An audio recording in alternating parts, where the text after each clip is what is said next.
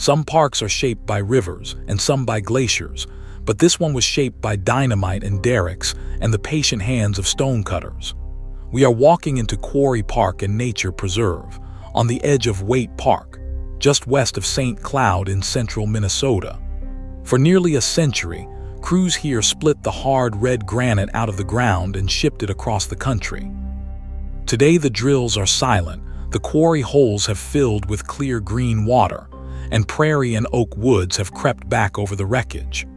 Come walk it with me, because this is a place where the industry and the wildness are tangled together on every trail.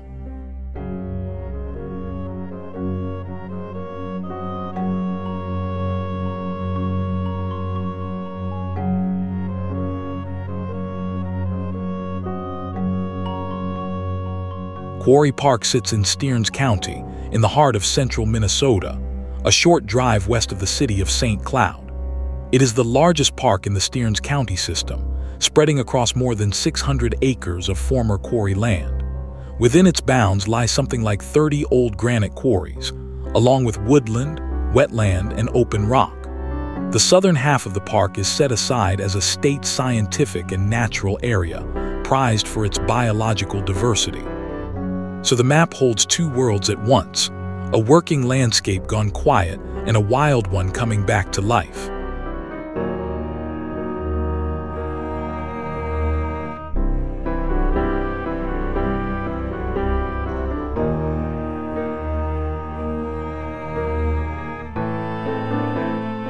The trail starts easy, threading between low walls of exposed stone and stands of oak and pine. Underfoot the path is firm, laid over ground that was quarried, blasted, and hauled for generations. Here and there the bare granite breaks the surface, smoothed and gray where the soil has thinned away. It is a strange kind of beauty, half garden and half ruin. Keep an eye on the rock, because the whole story of this place is written in that stone.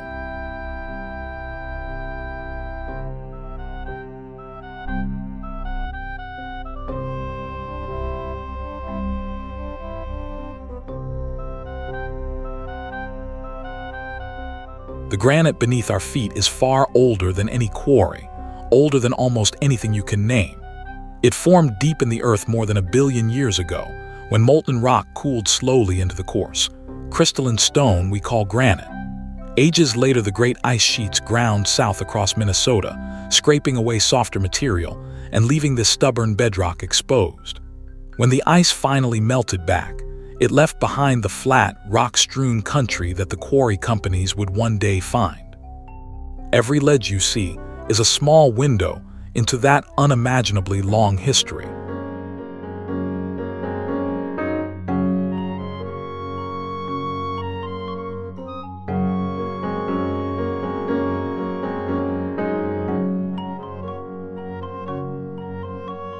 The path runs straight across a shelf of open granite, pale and hard beneath the boots. You can feel how little gives way here, how the ground rings solid with every step. Lichen crusts the surface in gray and green, slowly working the rock back toward soil. Small pools gather in the hollows after rain, mirroring the sky. This is the raw material, the very thing that built a city and drew workers here for 100 years.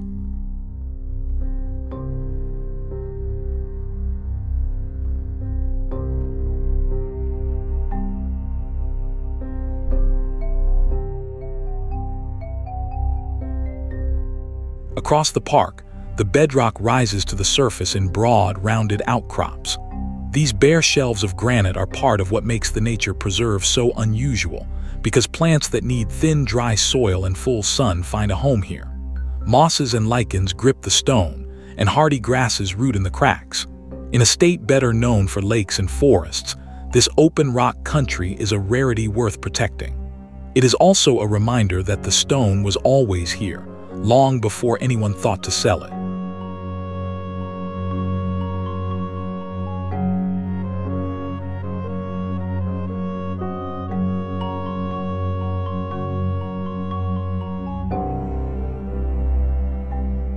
The trail bends, and suddenly the ground drops away into a flooded pit walled with sheer cut stone. The water is startlingly clear, tinted deep green where it deepens out of sight. These straight, blasted walls were not made by any river or glacier, but by men and machines. It is quiet now, only birdsong and the wind, but it was once loud with drills and steam. Let me tell you how all of this began.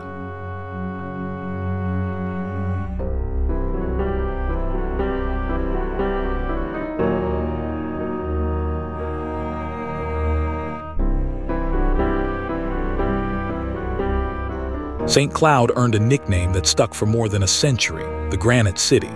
The land around the town sat atop enormous deposits of fine, durable granite, and once the railroads arrived, that stone became a fortune waiting to be quarried. At the peak of the industry, roughly 18 different companies worked the quarries around St. Cloud. Their stone went into banks, courthouses, monuments, and grand homes across the country. The city grew up around the sound of hammer and drill on granite.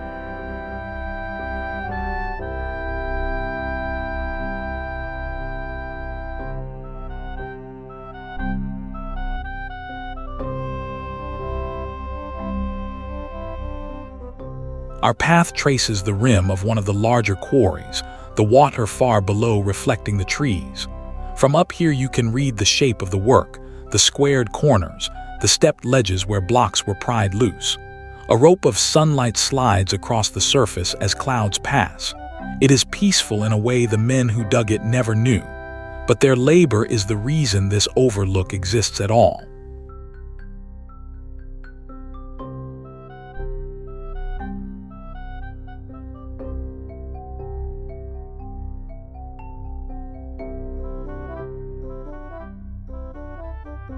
The story of quarrying here reaches back to 1863, when the first granite quarry in central Minnesota was opened by two Scotsmen. A few years later, in the spring of 1868, the firm of Breen and Young opened what is remembered as the first commercial granite quarry in the state.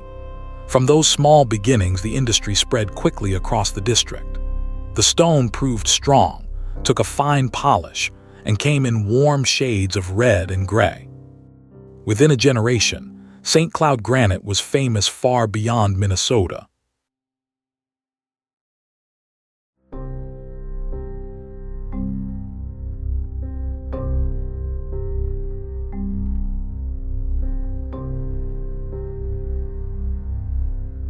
The trail slips back into the trees, cool and shaded after the open rock.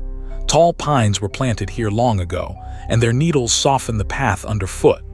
Between the trunks you catch glimpses of gray stone mounds, the leftovers of the quarrying years. Birds move through the branches, and the industrial past feels for a moment very far away.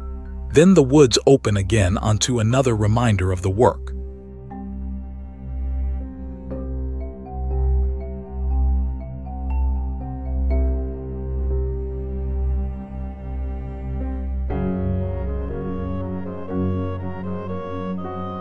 Cutting granite by hand was brutal, dangerous labor.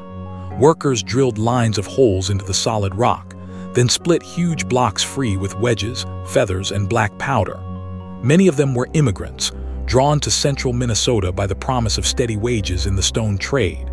Accidents were common, the dust was hard on the lungs, and the winters were long. Yet their skill turned raw bedrock into finished stone that would outlast them by centuries.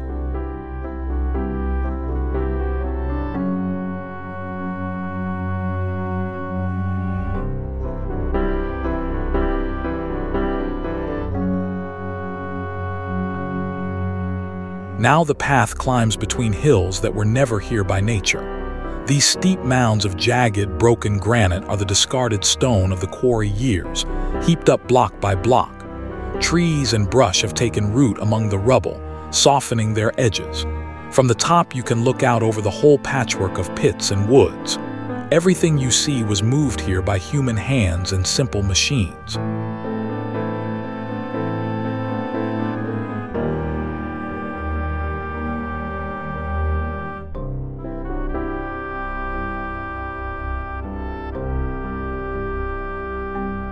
To lift the enormous blocks out of the pits, the quarries relied on towering wooden derricks. The park still preserves one of them, the Liberty Derrick, once used by the Liberty Granite Company to hoist tons of stone. Anchored by cables and swung by steam or horsepower, a derrick could raise blocks weighing many tons up and out of a quarry hole.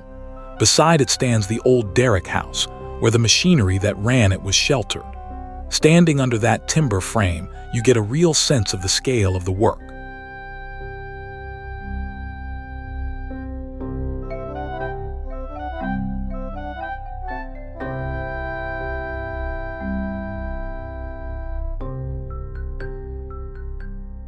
The trail dips into a narrow cut, stone walls rising close on either side. It feels almost like a corridor carved for us, though it was only the byproduct of hauling rock. Ferns and moss cling to the damp, shaded faces. Water drips somewhere out of sight, and the air turns cool.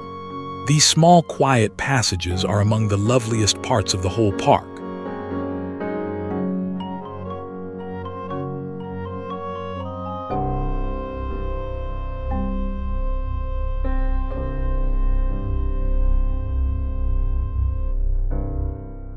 Not every block was good enough to sell, and the rejects piled up into what quarrymen called grout. As much as 80% of the stone taken from the ground was discarded because of odd color, uneven crystals, or hidden cracks. That flawed stone was heaped into grout piles, some of them 40 to 60 feet high. Those towering mounds still shape the land here, wooded now but unmistakably made by human labor. They are monuments, in a way, to how much rock it took to find the perfect piece.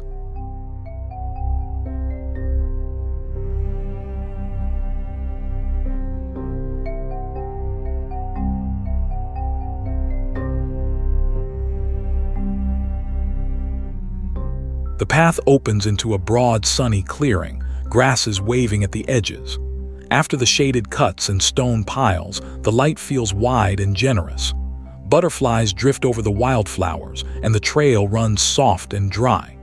This is the kind of open, rock-floored ground the preserve was created to protect. It is easy to forget in a moment like this that a quarry sits just beyond the trees.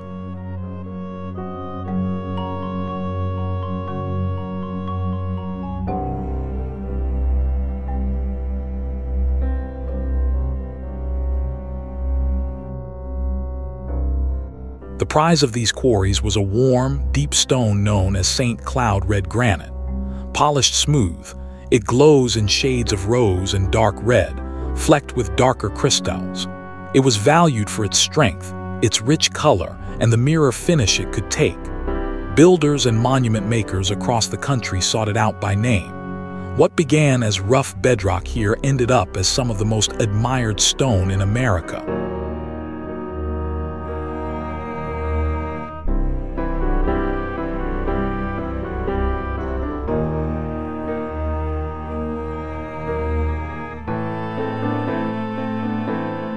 Along this stretch, the trail passes a sheer wall of cut granite, and if you look closely, you can see the drill marks. Long parallel grooves run down the face where the rock was scored before splitting. It is like reading the fingerprints of the work, left in the stone a lifetime ago. Water pools at the base, still and dark. Every one of those marks was made by hand, one hole at a time.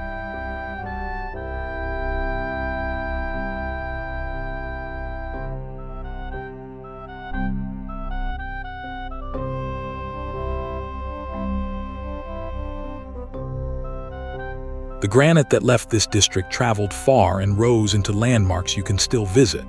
St. Cloud red granite went into the Landmark Center and the James J. Hill House in St. Paul, among many other buildings.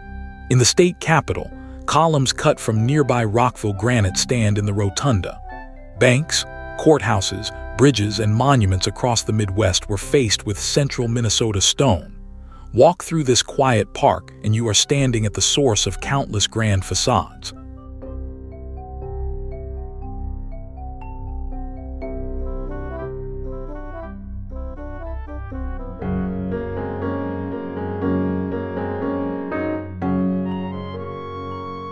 The trail winds on, linking one flooded quarry to the next around the loop.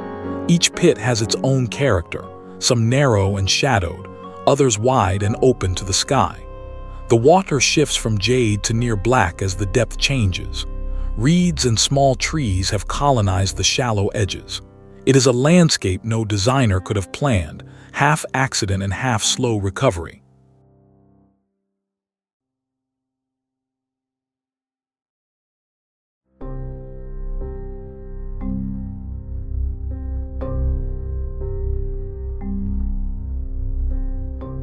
When the quarrying stopped, groundwater seeped in and filled the empty holes.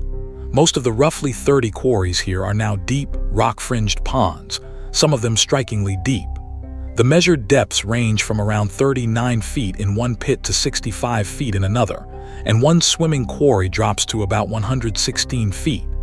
That cold, clear water, walled in polished granite, gives the park a beauty entirely its own. Nature took the industry's leftovers and turned them into something like sculpture.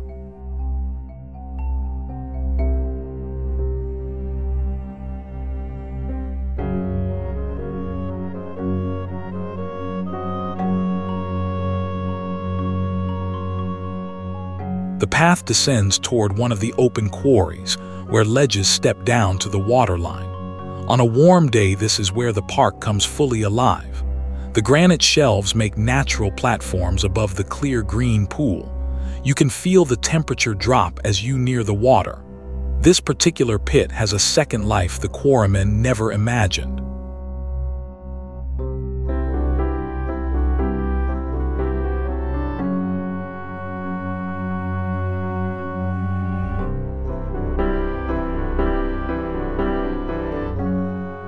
One of the old quarries, known simply as Quarry 11, is now opened as a swimming hole in the warm months. It offers a sand beach, granite ledges to sit on, and a dock to jump from into cool, clear water. On hot summer days, people flock here to leap from the rocks into the deep green pool. Where derricks once swung blocks of stone, swimmers now splash in the sun. It is one of the most unusual swimming holes anywhere in Minnesota.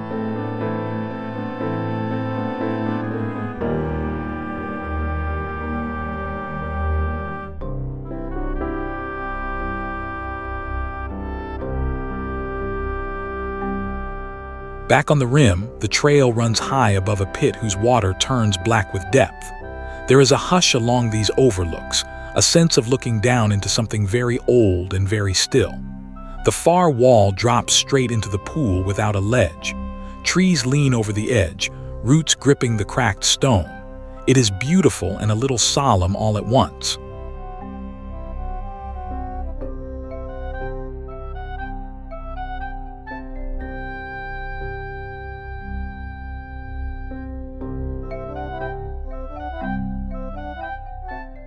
Several of the deepest quarries are set aside for scuba diving under permit. Divers descend past sunken ledges and old quarry walls into water that stays cold and clear all year. Visibility below the surface can range from a handful of feet to more than 20, depending on the day. Down in the depths lie the drowned faces of the old workings, preserved just as they were left. It is a hidden museum of the quarry age, reachable only by those willing to dive.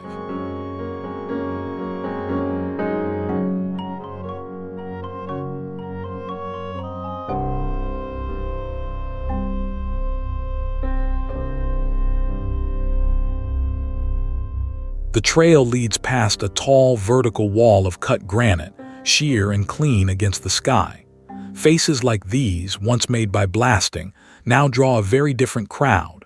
The rock is solid and the holds are honest, a rare thing in a state with few cliffs. You can see chalk marks on some of the ledges.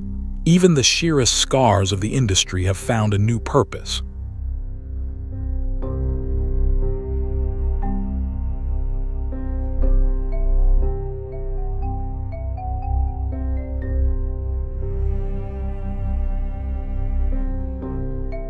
Two areas of the park are set aside for climbing, again under permit. One quarry wall serves as a climbing face, and a bouldering area sits near the southern edge of the park. Climbers work the same granite the quarrymen once split, testing themselves against the stone. It is a fitting second life for rock that was shaped by human effort from the start. Here the granite gives back a challenge instead of a paycheck.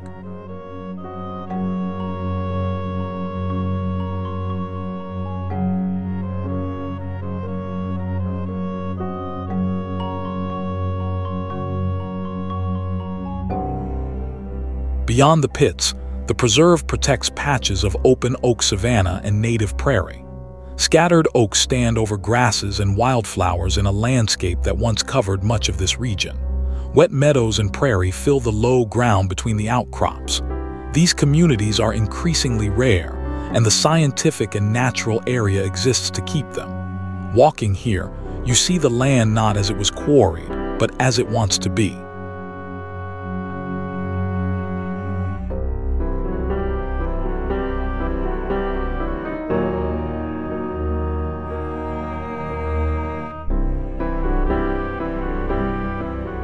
The trail runs out across the savanna, oaks casting broad pools of shade over the grass.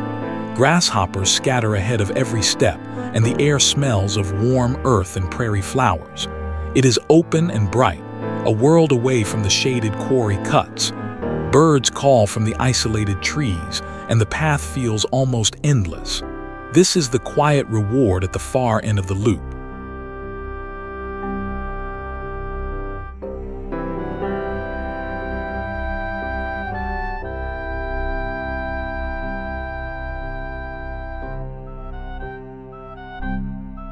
Quarrying in these pits ceased in the mid-1950s, and for decades the land sat in private hands. Then in 1992, the Cold Spring Granite Company sold the site to Stearns County, and in 1998 it opened as a public park. Since then the wild has been steadily reclaiming it, and red-shouldered hawks now nest in the recovering woods. Rare plants, varied birds, and outstanding diversity earned the southern half its protected status.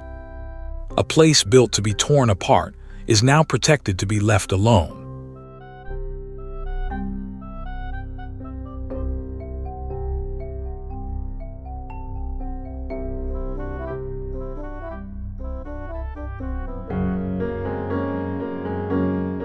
We have walked the whole strange loop now, from raw bedrock to flooded pit, from Grout Pile to open prairie. Quarry Park holds a rare kind of story, an industry that carved a landscape in a wilderness that quietly took it back. The granite that left here still stands in buildings across the country, while the ground it came from has become a refuge. If you are ever near St. Cloud, come see it for yourself and give yourself time to read the stone. Thank you for watching. Follow for more of the trails of the world.